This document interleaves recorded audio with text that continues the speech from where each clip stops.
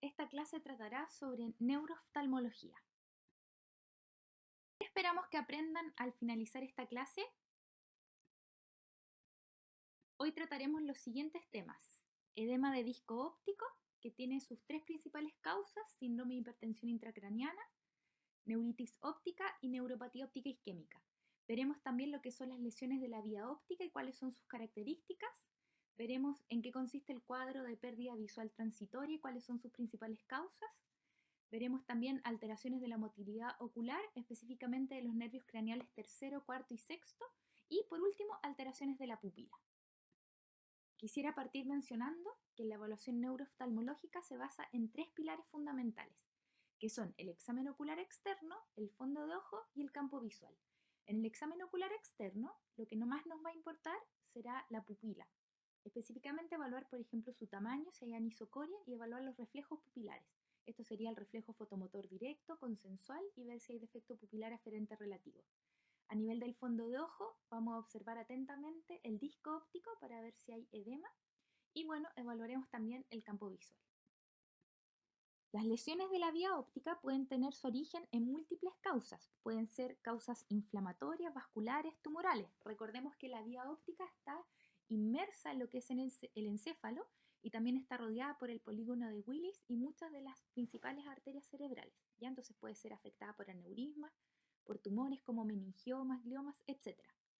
Ahora, ¿qué es lo interesante de esto? Que la vía óptica, según la localización de la lesión, va a tener un campo visual característico. O sea, el campo visual que yo tenga tiene un valor localizatorio para saber dónde puede estar la lesión que está afectando la vía óptica. Así tenemos que la vía óptica se va a dividir en tres partes en forma funcional, que va a ser lo prequiasmático, lo quiasmático y lo retroquiasmático. Las lesiones que son prequiasmáticas dan daño del campo visual de un ojo. Por ejemplo, la lesión en A es una lesión en el nervio óptico del ojo derecho y va a dar una amaurosis del ojo derecho. Las lesiones quiasmáticas, en tanto, son hemianopsias que son heterónimas.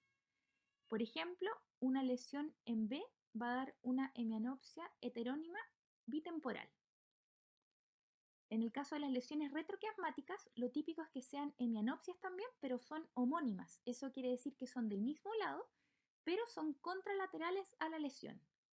Y la congruencia de la lesión va aumentando hacia posterior. Esto quiere decir que una lesión a nivel del tracto óptico va a dar una hemianopsia homónima, pero que va a ser poco congruente. O sea que no van a coincidir ambos campos visuales tanto. En tanto que mientras más atrás sea la lesión, más llegando a la corteza occipital dentro de las radiaciones ópticas, pero más atrás, vamos a tener que va aumentando la congruencia y van a ser como dos imágenes especulares. Entonces, ¿cuál es la conducta a seguir en estos casos? Debemos derivar para estudio con neuroimágenes y campo visual de Goldman. Este campo visual que vemos en esta diapositiva es de una paciente que consultó por una cefalea intensa de inicio brusco y que en el campo visual de Goldman se observa una hemianopsia homónima izquierda. Es decir, la paciente perdía el lado izquierdo del campo visual de cada ojo. ¿Ya? Y inmediatamente cuando tenemos una lesión que es un defecto del campo visual que es homónimo, nos sitúa en retroquiasma y la lesión debiera ser a nivel de la vía visual contralateral al defecto que estoy viendo en el campo visual. Y claro, vemos acá en el angioTAC que tenía una malformación arteriovenosa que era occipital derecha. Revisaremos ahora algunas de las más importantes alteraciones de la pupila. Veremos primero cuál es el reflejo fotomotor para entender de qué se tratan estas alteraciones pupilares y luego revisaremos lo que es la pupila de Addy y también el síndrome de Horner. Tenemos dos tipos de reflejo fotomotor, el reflejo fotomotor directo y el reflejo fotomotor consensual. El reflejo fotomotor directo consiste en que yo ilumino un ojo y la pupila de ese mismo ojo que estoy iluminando va a presentar una miosis. Ahora, el reflejo fotomotor consensual corresponde a que el ojo que yo no estoy iluminando igual va a presentar una contracción de la pupila, o sea, también va a ser una miosis. ¿Cómo ocurre esto? ¿Cuál es la vía del reflejo fotomotor? Ahora la vamos a revisar. El reflejo fotomotor tiene una vía aferente que va a estar dada por el nervio óptico y una vía eferente que va a estar dado por el tercer nervio craneal el oculomotor. El oculomotor, justo antes de llegar a su efector, que es el músculo constrictor de la pupila, va a hacer sinapsis en un ganglio que se llama ganglio ciliar, que lo menciono porque va a tener importancia en la enfermedad de ADI. La pupila de ADI corresponde a un cuadro clínico que se da generalmente en mujeres jóvenes que de un momento a otro notan una diferencia en el tamaño de sus pupilas. Uno al examinarla las evalúa y se da cuenta que hay una anisocoria con una midriasis que es arrefléctica. Esto generalmente tiene su origen, o se cree que tiene su origen, en un daño a nivel del ganglio ciliar y que por eso no llegaría la inervación parasimpática a la pupila y por lo tanto no habría constricción de esa pupila. Se cree que es de curso benigno y de todos modos habría que derivar. El síndrome de Horner corresponde a una parálisis de la inervación simpática a nivel ocular. A nivel del ojo, el simpático llegará a dos estructuras, que son el músculo radial del iris, que permite la dilatación de la pupila o midriasis, y a nivel del músculo elevador simpático del párpado o músculo de Miller, que permitirá una elevación del párpado que es discreta.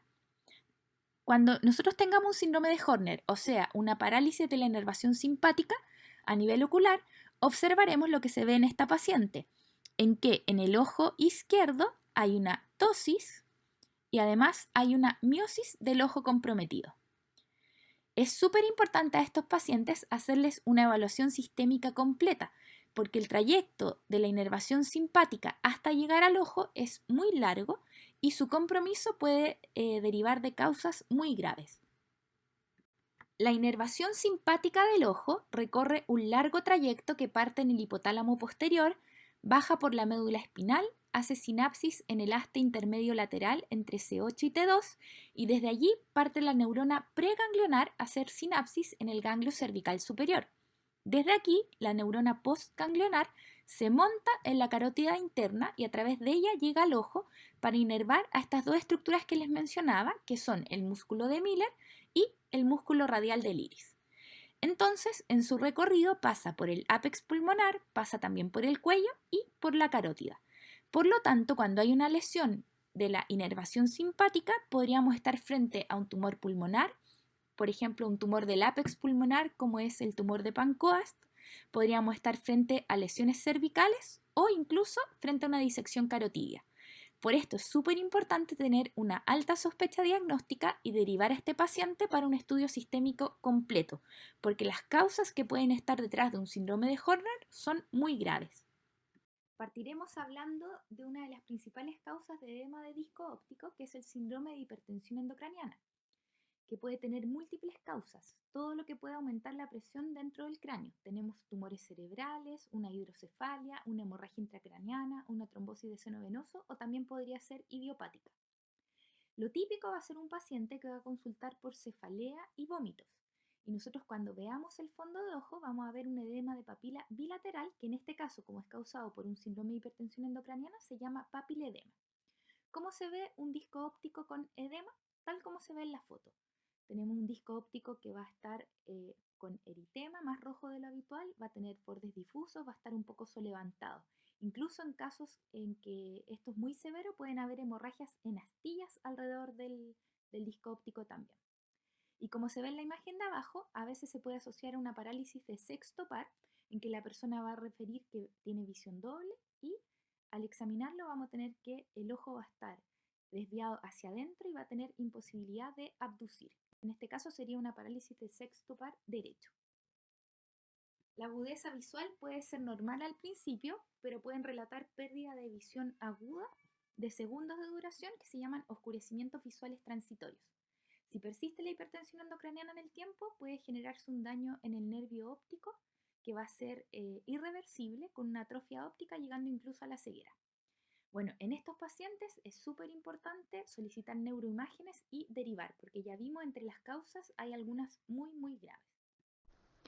Otra causa muy frecuente de edema de disco óptico es la neuritis óptica, que se define como una inflamación del nervio óptico y característicamente se presenta en mujeres jóvenes como una disminución de visión que es unilateral y que se desarrolla en días y característicamente se acompaña de dolor a los movimientos oculares. al examen nosotros encontraremos defecto pupilar aferente relativo en el lado afectado. Y a nivel del fondo de ojo, lo más habitual es que el aspecto del nervio óptico sea totalmente normal, porque lo habitual es que este cuadro se presente como una neuritis óptica retrovulvar, o sea, detrás del ojo. Pero en un tercio se presenta como neuritis óptica vulvar y en ese caso vamos a ver un edema de disco óptico como lo que vemos en la foto. A nivel del campo visual, lo característico será un escotoma central o centrocecal y en este caso la conducta debe ser derivar para realizar neuroimágenes y sobre todo para descartar una patología que se llama esclerosis múltiple, que es la que más se asocia a este cuadro, y en el fondo aquí la neuritis óptica sería una inflamación del nervio óptico por desmielinización. El último cuadro de edema de disco óptico que revisaremos hoy corresponde a la neuropatía óptica isquémica, que se define como un infarto de la cabeza del nervio óptico. En este caso, al contrario de la neuritis óptica que se presentaba en mujeres jóvenes, este cuadro se presenta habitualmente en pacientes mayores sobre 65 años y que tienen factores de riesgo cardiovascular. ¿Cuál es el cuadro clínico típico? El paciente consultará por una disminución severa de agudeza visual, que es de inicio brusco y que habitualmente ocurre al despertarse. Al examen encontraremos también un defecto pupilar aferente relativo y al fondo de ojo tendremos siempre edema de disco óptico, que en algunas veces se puede presentar también con hemorragias peripapilares, hemorragias en astilla. Y el campo visual típico en este caso va a ser un defecto altitudinal. Acá, ¿cuál sería la conducta? Derivar en forma urgente y si podemos adelantar con 2 exámenes sería lo ideal, que son pedir PCR y VHS para descartar una etiología arterítica, ya que se asocie a arteritis de células gigantes. Que lo grave de este cuadro es que causa una pérdida visual severa y que puede comprometer la visión del otro ojo dentro de las próximas horas o días del compromiso del primero. ¿Ya? Veremos ahora amaurosis fugax, que corresponde a una pérdida visual transitoria monocular, es decir, de solo un ojo. Habitualmente dura segundos a pocos minutos y por definición debe durar menos de 24 horas. También por definición debe existir luego recuperación espontánea, o sea, recuperar completamente la visión, y se le considera un accidente isquémico transitorio con isquemia en la vía óptica anterior. Generalmente esta isquemia es a nivel retinal y es de origen embólico, por lo tanto implica un riesgo de accidente cerebrovascular. Aquí vemos varias causas, pero lejos lo más frecuente es la embolia arterio-arterial por ateromatosis carotidia, y esto se da frecuentemente en adultos que tienen factores de riesgo cardiovascular. Acá sale una lista de otras causas, por ejemplo, hipoperfusión retinal por vasoespasmo, eso se da más en personas jóvenes, al igual que los estados de hipercoagulabilidad. Aquí la conducta debe ser derivar de inmediato a un servicio de urgencia porque se trata de un síndrome isquémico transitorio, o sea, hay alto riesgo de un accidente cerebrovascular. Veremos ahora trastornos de la motilidad ocular, específicamente parálisis del tercer nervio craneal. En este caso, vemos que el tercer nervio craneal está en una pinza vascular que está dada por la arteria cerebral posterior y la arteria cerebelosa superior, y sale pinzado entre estos dos vasos sanguíneos, y además su recorrido va muy adyacente a la comunicante posterior. Acá se ve todo el polígono de Willy en la foto. ¿Qué pasa? Que todas estas son fuentes de aneurismas y por lo tanto por una compresión podríamos tener una lesión a nivel del tercer nervio craneal. En este caso, en las fotos que vemos se ve un paciente que tiene un tercer par completo del ojo izquierdo, en que se ve que hay, o sea, del ojo derecho, en que se ve que hay una ptosis del ojo derecho y que yo debo levantar el párpado para ver que además el ojo está mirando hacia afuera, porque el sexto par craneal de ese ojo está bien, o sea, abducción puede hacer, pero no puede hacer ni elevación, ni depresión, ni aducción. Por eso el ojo va a estar desviado hacia afuera. Y además, si me fijo en las pupilas, va a haber una anisocoria con una midriasis, con un reflejo fotomotor abolido. ¿Y esto qué implica? Cuando nosotros, en la conformación del tercer nervio craneal, del nervio oculomotor, las fibras de la pupila van por fuera y las fibras motoras van por dentro. Entonces, cuando nosotros tenemos compromiso de la pupila, quiere decir que lo más probable es que la lesión sea compresiva. Eso es aneurisma hasta demostrar lo contrario. Por lo tanto, la conducta es derivación urgente para evaluación con neuroimágenes. La parálisis del cuarto nervio craneal o troclear va a afectar la motilidad del músculo oblicuo superior. El oblicuo superior nos permite mirar hacia abajo y hacia adentro. Por lo tanto, el paciente se va a quejar de una diplopia vertical que va a ser mucho más notoria cuando, por ejemplo, intente leer. Al examen físico, lo que nos va a llamar la atención es que va a haber una hipertropia del ojo que está afectado. Y además podría tener una tortícolis hacia el lado opuesto. La conducta en esto es derivación. La parálisis del sexto nervio craneal o nervio abducens va a causar una alteración de la motilidad del músculo recto lateral, que es el que nos permite abducir. En este caso de la foto, la paciente tiene una parálisis del sexto par craneal del ojo izquierdo y por lo tanto el ojo va a estar mirando hacia adentro, va a estar en una endotropia. Cuando nosotros le pidamos mirar a la izquierda, va a tener imposibilidad de hacerlo con el ojo izquierdo. Y las causas pueden ser, por ejemplo, diabetes, pero también pueden ser tumores o trauma. Así que la conducta debe ser derivación urgente.